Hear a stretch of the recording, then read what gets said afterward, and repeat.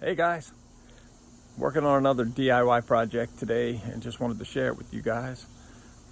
I looked on YouTube and tried to find a video to help me out a little bit and really couldn't find anything. But I got a 2017 Chevy Equinox right there behind me, my wife's car. And the backup camera is really cloudy and foggy looking. I don't know, the lens looks clean. We got some stuff to try to clean it and it's just not, you can't see real well out of the camera. So we're gonna replace that. She ordered a camera from eBay for about 80 bucks or so.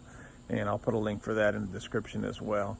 But first thing we're gonna do is remove this interior trim.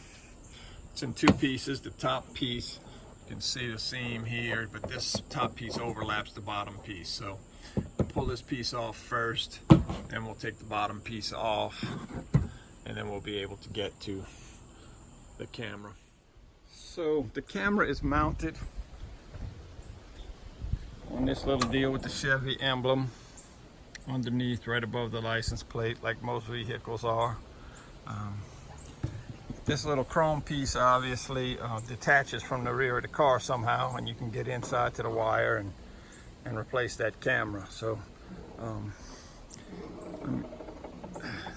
now the way you have to get in there is to get through the interior trim package. So the little plastic part that goes around your window up at the top, the plastic trim comes off first because that overlaps this bottom trim. You know, these are the things you pull off with these little plastic plugs in it, where you always feel like you're going to break something when you're pulling them off. But they kind of pop right out, and then you pop it back on when you're finished. You can see this panel is insulated a little bit, but right in here you can see that little metal clip.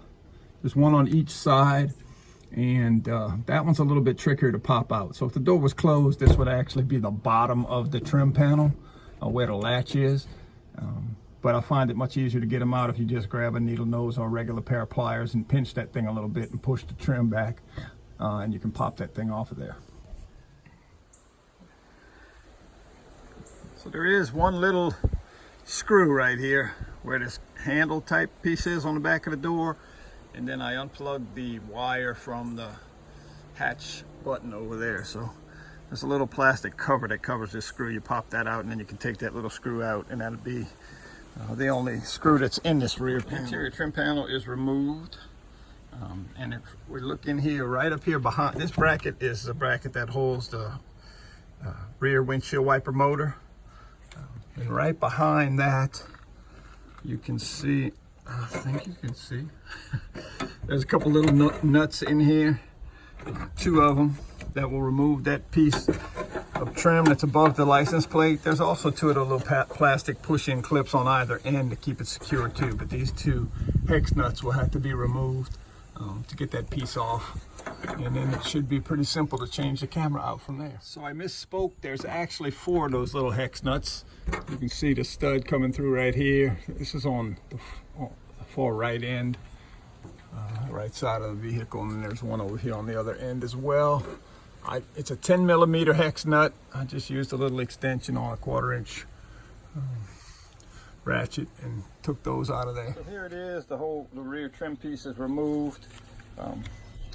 This was the plug I showed you where I unplugged it from the back. I now have the camera unplugged from the rest of the wiring harness.